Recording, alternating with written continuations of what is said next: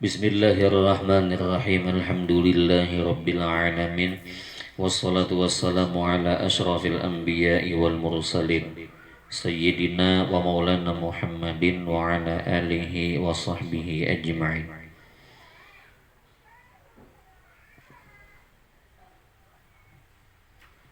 Subhanaka la ilma lana illa ma 'allamtana innaka antal alimul hakim. Wala haula wala quwwata illa billahil aliyyil azim.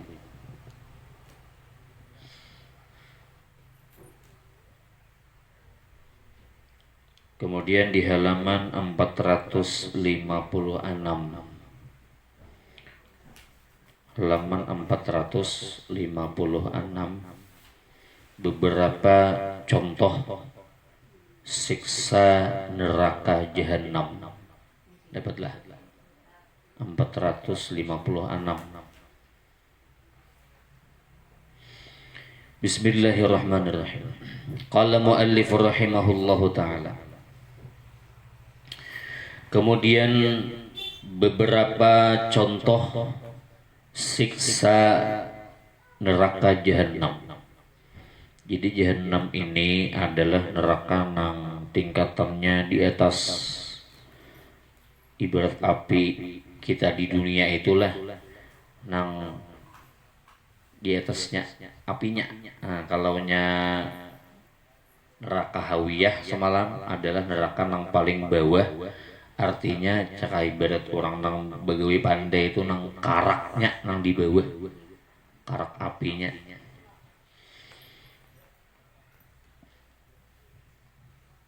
Nah, kemudian di antara beberapa contoh siksa di dalam neraka jahanam, pertama Rasulullah Shallallahu Alaihi Wasallam bersabda, "Aku melihat manusia-manusia yang digantung di dalam neraka." Nabi kita bertanya kepada malaikat Jibril, "Wahai malaikat Jibril, siapa itu?" Nah, malaikat Jibril menjawab, "Inilah hukuman orang-orang yang semasa hidupnya durhaka kepada orang tua."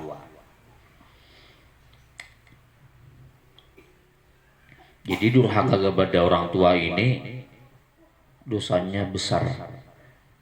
Mudah-mudahan kita lah termasuk di antara anak-anak yang dapat terus berbakti kepada orang tua walaupun orang tua sudah meninggal dunia. Nah, dalam hadis lain dikatakan, apabila dikubur orang-orang yang durhaka kepada orang tuanya, itu langsung dihimpit oleh kubur sampai terselisih tulang selangkanya. Kita menyambat tulang sulangka. Nang kanan taka kiri, nang kiri taka kanan, tarampit lah. Itu terselisih karena ada himpitan daripada bumi. Jadi setiap manusia yang meninggal dunia itu pasti digapit bumi lah. Cuman gapitan bumi ini ada nang gapitannya gapitan sayang, ada gapitannya nang gapitan nang sarik lah atau murka. Kayak kita juga di dunia lah. Kayak pian maragap cucu.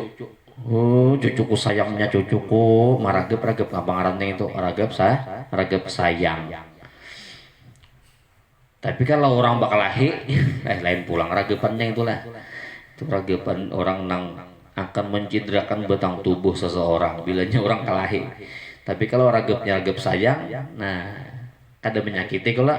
Nah, kayak itulah himpitan bumi atau gepitan bumi bagi orang-orang yang disayangi oleh Allah. Gepitannya gepitan sayang, maksudnya ibarat meragap tuh ragapnya ragap sayang. Nah, yang kedua, ada manusia-manusia yang perutnya besar, gonol perutnya. Dari luar dalam perutnya kelihatan, ini transparan lah. Bahasa kita wah ini vulgar, kelihatan. Perutnya itu terlihat, ada ular dan ada kala. Kala itu apa bahasa kitanya? Kala jengking lah. Kira-kira kala jengking sakok. Nabi kita bertanya, Nabi Muhammad sallallahu alaihi wasallam bertanya, siapakah mereka itu wahai Jibril, siapa mereka itu?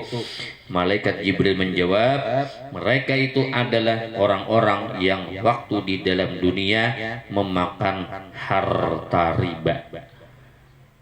Riba ini lah kullu qardin jarra bihi naf'an fahuwa riba. Tiap-tiap hutang nang ambil manfaat itu hukumnya riba. Seperti bahutang tapi bebadah badahulu lah, bebadah badahulu. Pian bahutang lawan ulun 1 juta, enak bayar tangan 2 juta. Itu jelas riba hukumnya. Amun kada hendak riba mau tangi orang, nah ini ulun hutangi pian 1 juta misalnya. Ayo tak bila-bila kabirnya. Sehingga pada waktu jatuh tempo pembayaran, orangnya ada duit lah, membayari 1 juta. Misalnya hendak membayari 1 juta, cuman asa maras-maras, asa kada purun nih. Dan sebagai bentuk rasa terima kasih, nah ini celai memang pang ulun tahu hutang 1 juta, tapi ulun berhadiah lawan pian 500.000 misalnya. Nah itu kan jadi riba lah. Kenapa yo? Karena orang nang berhutang tadi nang bujur-bujur memberi dan tidak ada pandiran nang mulai pamulaan tuh pajang dihujungin nang 500.000 tadi kan ada. Murni keikhlasan orang nang berhutang tadi, asa kahimungan rupanya dihutangi lah. Nah, ada rezeki labian berhadiah lawan nang mahutangi. Jadi kan ada papangin tuh kada termasuk riba, ini berhadiah. Tapi kalau mulai pamulaan disambet, misalnya kayak gini lah, kayaknya iki mah aku nggak mau tanya aku hendak memodal, hendak berjualan ini itu jualannya. Barangnya ngapain dijual lah. Nah berhutang pak aku duit 60 juta misalnya, kainai kan per bulan kuberi kaina, kuberi karena per bulan lebih daripada duit ikam na 60 juta tadi. Itu hukumnya juga riba. Kenapa? Karena berpandir berdahulu pacang mengambil manfaat daripada hutang tadi. Nah lain kisahnya caka ibaratnya nang berhutang tadi lah, nang berhutang tadi hendak manahori hutang, kemudian lah inya hendak berhadiah. Nah itu kada bapak, asalkan jangan mulai pamulaan dikuya-kuya nang melebihi tadi.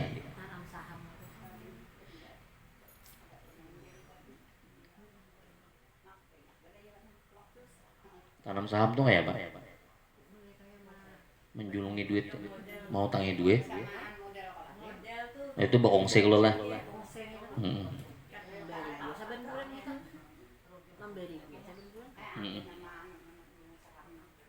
Ini nang nyata lo lah, nang nyata dulu bila berhutang 1 juta, bayarnya tengah 2 juta atau 1.200.000, pokoknya lebih daripada hitungan pamulaan tuh nah.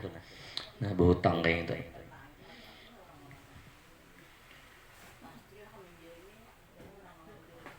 Aku minjami duit jer lah, berapa misalnya tanam saham gitu, berapa misalnya 50 juta lah, memberi saban bulan. Nah itu bila yang orang anak bebek itu kan diusaha gitu lah, karena itu kan mengambil manfaat nggak pak, tahu tadi dulu sudah itu bisa jatuh kepada riba bian lah. Nah, tapi pikirnya itu kayaknya ada kayaknya nang anu lah.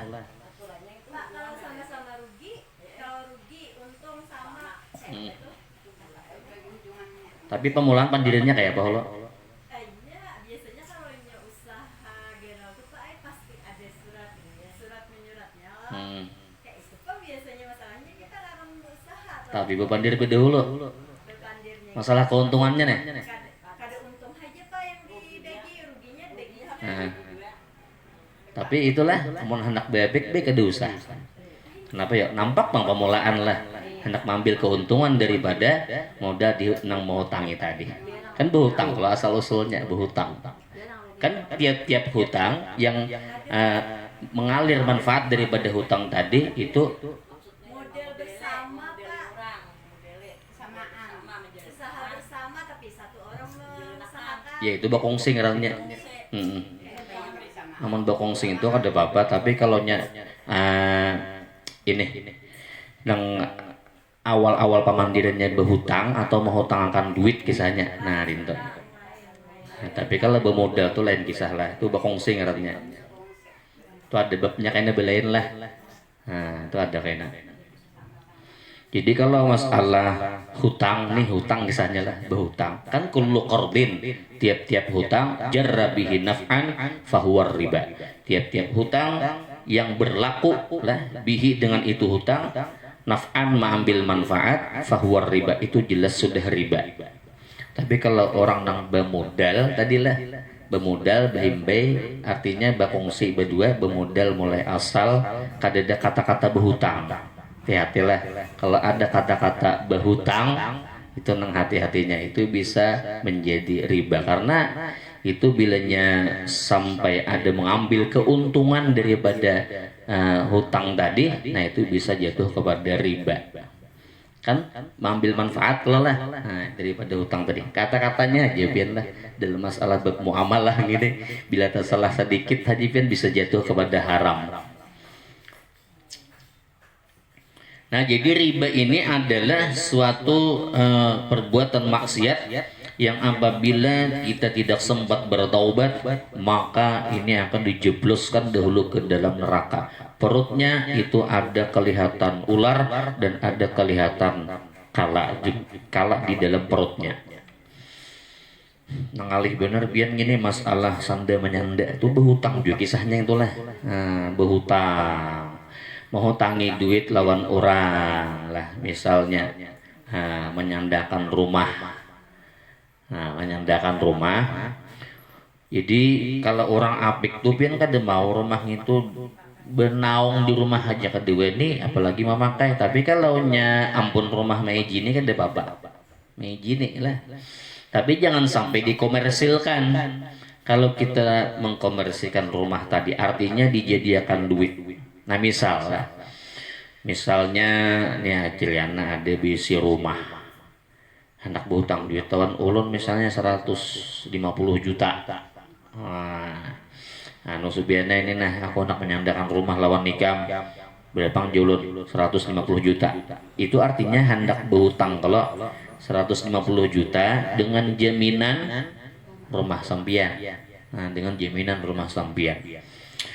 Ahu ternyata ulun gini kan nyandi rumah sampian kelak. Ulun gini kan kisahnya mau tanya sampian aja tengah 200 juta. Mau tanya aja.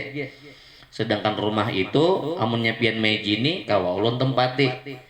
Dan apabila rumah tersebut misalkan ulun siwa akan kalahin walaupun beizin lawan sampian itu bukan hak ulun siwaan rumah itu. Karena ada orang bersuara lah. Itu aja sudah aja. Supianai tukari rumahku 150 juta. Pokoknya tapi aku perjanjian lah. Perjanjian Supiana kaina bilanya aku ada duit, ku tahuri lah 150 juta tadi ku tabusi rumah ngintu. Tukari aja hulu anak menghindari nang tadi kisahnya. Tukari 150 juta karena bila aku ada duit perjanjian dah jual lawan aku. Itu ngarannya ujar ayah jual sanda ada dalam kitab. Ada boleh lah hendak BPK kada usaha kalau kayak gitu lah. Cuman bilanya kita menyandakan sesuatu barang kepada orang artinya hendak berhutang dengan barang jaminan.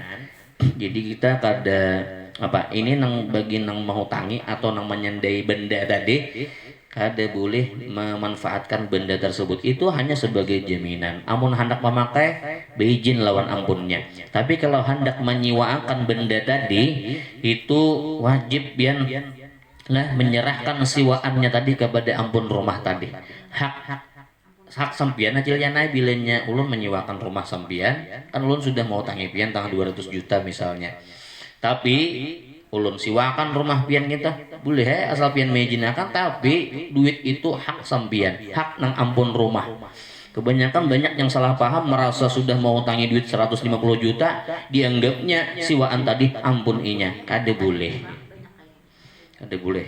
Itu hak ampun rumah, bukan hak sinang menyandai lain, tapi hak nang ampun rumah kan hanya sebagai jaminan, hanya sebagai jaminan. Tapi itulah masalah nang jual sanda tadi tidak dibenarkan karena itu sudah pesan ayah diilir lah. Kada ada dalam kitab jual sanda itu, kada ada. Jual sanda itu ya kayak tadi berjanji berdahulu jangan dijual ke lain lah rumah ini. Bila aku ada duit aku mau karinya. Itu ngarannya jual sanda. Itulah kada ada dalam kitab.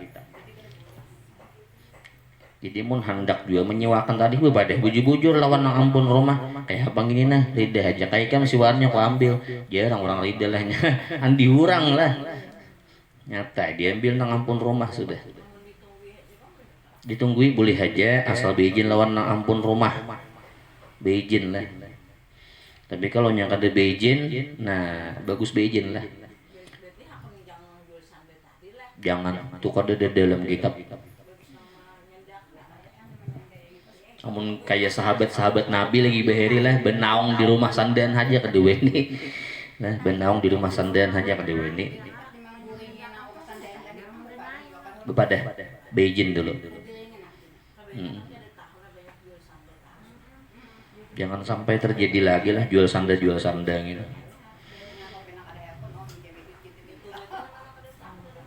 Kalau pina jatuh kepada riba tuh bang kita gairnya lah masalah muamalah. Kemudian yang ketiga bahwa di dalam neraka jahanam itu ada jurang. Jurang itu bahasa kitanya apa ya lah? Model kayak suatu tempat yang tinggi di bawah jurang pelongarannya lah. Itu jurang.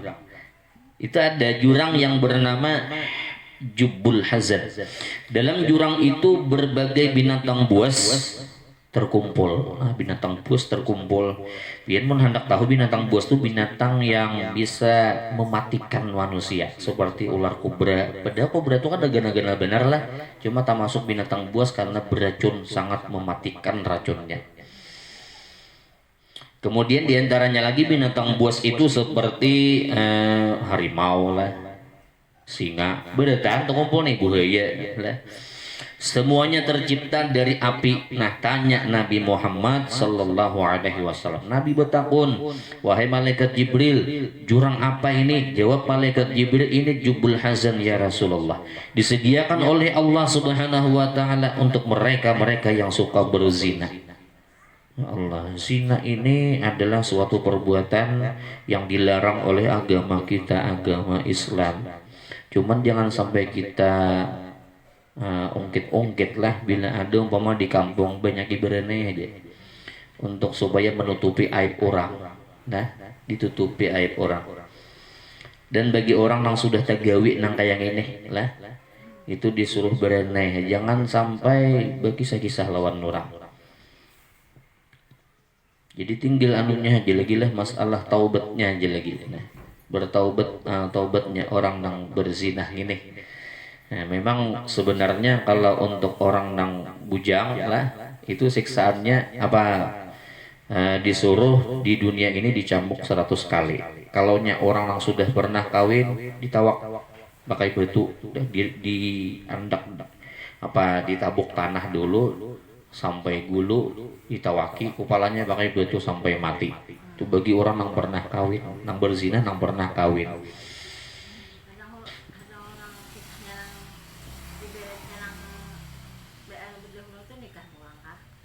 Nah, gini nang banyak orang kampung lah. Nah, tuh orang lah, orang nang berzina kalau betiana. Nah, betianan dinikahkan orang. Sah nikahnya. Nikahnya sah setelah beranak, kalau usah dinikahkan lagi. Kalau nyapian menikahkan pulang, berarti nikah nang pertama kada sah kan? Nah, paling-paling itu tajdidun nikah, sunat hukumnya. Memperbaharui daripada nikah tadi. Nah, paling-paling itu disebut dengan tajdidun nikah.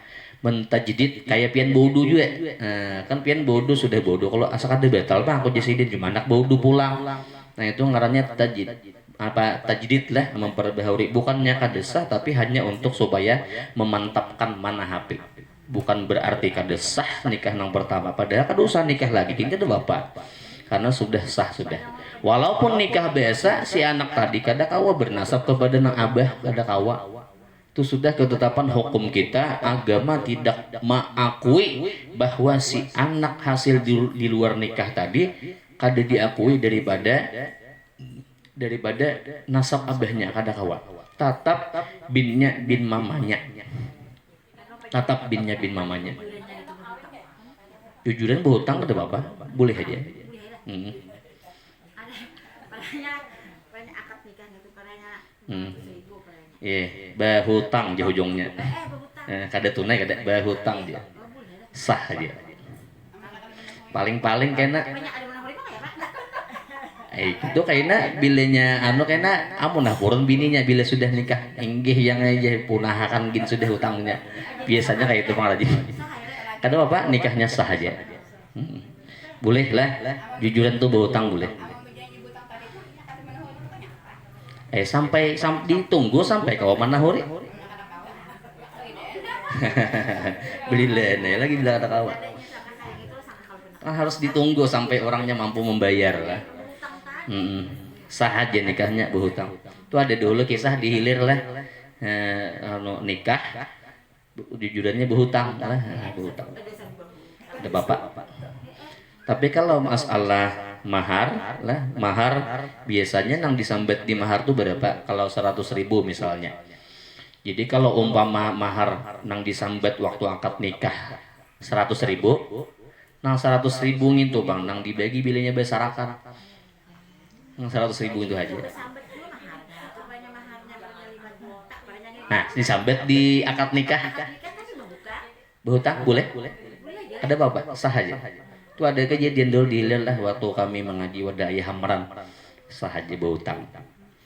Artinya ada kalau ujungnya tunai ya, berarti boleh berhutang. Nah itu ujungnya kan ada kalau dibayar tunai aja. Nah itu menunjukkan bahwa boleh berhutang. Artinya sah aja. Kadang merusak daripada rukun nikah. Nah rukun nikah itu kan ada mempelai pria, mempelai wanita, saksi lah, kemudian sigat. Nah jadi lah masalah mahar. Nah ini nang rejin nang pindah kekalahan lah. Mahar itu biasanya disambet nang mana? Nang jujuran nang asal nang 30 juta kah atau nang bebingkai nang 100.000 gitu kah? Nang mana disambet rejin? Nah 5 juta. Misalkan 5 juta lah. Kalau orang itu sudah sah nikah lah dengan mahar 5 juta tadi disambet. Kalau dia akad nikah 5 juta tadi. Seandainya pada ketika mempelai wanita dan pria ini kadewek laki bini misalnya, yang dipertanyakan sebuting yang dipertanyakan. Dan ini besarakan kalau pada saat 2 hari betalakan lah, besarakan dulu laki bini nang ditakuni sebuting. Sudahkah belum kah? Ngerti ben lah. Sudahkah belum kah? Nah dinten. Kalaunya sudah lah, kalaunya sudah semua daripada mahar nang disambet di akad nikah tadi asal sudah lah bujur-bujur pada sudahkah belum kah? Sudah, maka itu menjadi hak biniannya bertahan. Tapi nang disambet di akad nikah tadi nyade juga nang pintar pian nang dipigura ngintu 100.000 ngintu nang disambet ngintu Bang dibagi pajangan bilanya kada sawat ngapa-ngapa. Kan waktu orang akad nikah lah, waktu akad nikah sah aja nikahnya itu sudah separuh hilang lah daripada mahar nang disambet waktu akad nikah tadi. 50.000 sudah hilang. 100.000 misalnya, kebanyakan wah ini yang 100.000 gitu Bang lah bebingkai itu pakai figura. Nah jadi apabila umpamanya sarak laki bini lah nang dipertanyakan sebuting sawatkah sudahkah belum kah? Kalaunya belum, nah belum dia papai nang binian yang ini masih suci. Nah maka nang mahar tadi itu dibagi 2 lah, dibagi 2. Nah 50.000 seorang. Tapi kalau nya disambet Bang 100 juta misalnya, nah waktu akad nikah tadi besarakannya laki bini takoni hulo sudahkah belum kah? Bilanya sudah, jadi hak biniannya bertahan nang mahar tadi. Tapi kalau umpama lah belum sawat dia apa-apain nang lakiannya, maka bagi 2. Kan apa jadi bagi dua? Karena waktu sudah akad nikah berlangsung sah, kalau sudah itu separuh sudah hilang. Nah, artinya bila ada sesuatu ngapa-ngapa dibagi separuh saurang. Nah itu untuk orang laki bini. Nah kemudian untuk memperjelas hukum lagi masalah nikah inilah. Jadi apabila ada orang yang nikah cuma kada sesuatu ngapa-ngapa, matikan yang laki lah, baik mati atau cerai hidup lah. Cuman biniannya belum dia apa-apain lagi, masih suci, masih besigil lagi lah, masih besigil lagi. Nah itu kada bai iddahan, kada pakai iddah. Boleh Aryan ngini orangnya sara, kamarian bolehnya nikah langsung. Kenapa? Belum disentuh, masih besigil lagi, belum tambus ya kan? Marti ya lah masih besigil lagi. Nah itu maka kada bai iddahan. Tapi kalau sudah inya dapat lah, sudah sigilnya pacol sudah lah. Nah sigilnya pacol, nah itu beiddaham lah. Nah, ada iddahnya, pakai iddaham gitu. Baik itu cerai mati ataupun cerai hidup. Jadi ada kejadian dulu di daerah Marabahan rasanya lah, Marabahan. Jadi waktu itu biniannya bujur-bujur mengaku pian. Ulun kada ada sempat dia apa-apa pokoknya aja biniannya tadi. Ini nak beleki lawan orang anu sini, orang musyawarah sini. Jadi waktu itu lah oleh karena belum diapa-apai oleh nang laki, masih besigil lagi, mengakunya masih bujang lagi uji biniannya tadi, kada ada ngapa-ngapa lagi. Yakin pokoknya. Nah jadi kemudian mengaras pian ulama nang di situ, siapakah tuan gurunya lah di Marabahan kan Margasari kan, antara dua nah mungkin ada Marabahan Margasari. Jadi waktu itu lah ditakunakan lawan guru ayah guru Hayat Hilir, ditakunakan lawan ketua Moy siapa guru Hajibul Hasan, ketua Moy kita kalau sama pendapat boleh langsung nikah karena ini belum dia apa-apai oleh nang laki nang asal masih besigil lagi. Nah boleh dinikahi langsung boleh tanpa menghadang cukup iddah. Kada beiddahan lah, kada ada pakai iddah lah karena inya belum lagi disentuh oleh nang laki asal. Nah, jadi boleh itu dikawinakan langsung lah. Masalah jujuran tadi sudah dijelaskan tadi lah.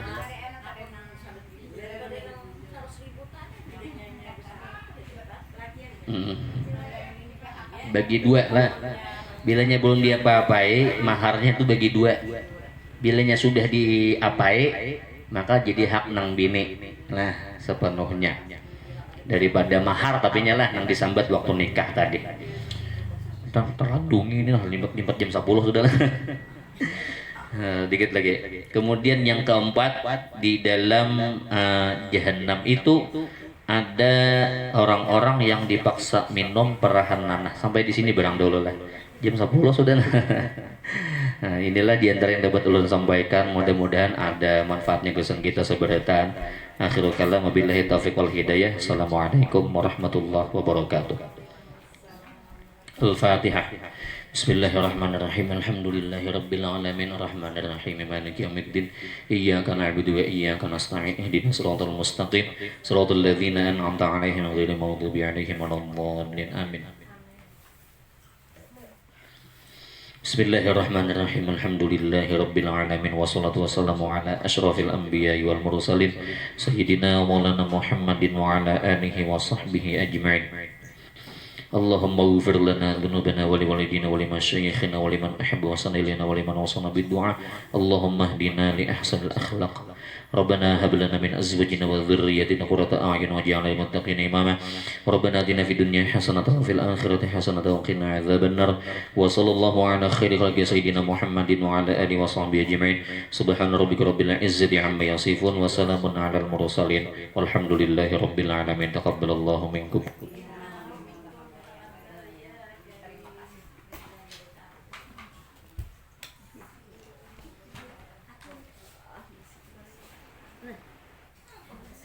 Nang dibagi itu mahar lain, jujuran lain, maharnya nang disambet di akad nikah. Jujuran itu bahasa kitanya kalau sesi kamar ya, sesi kamar. Jadi bilanya disambet gitu nang dibagi.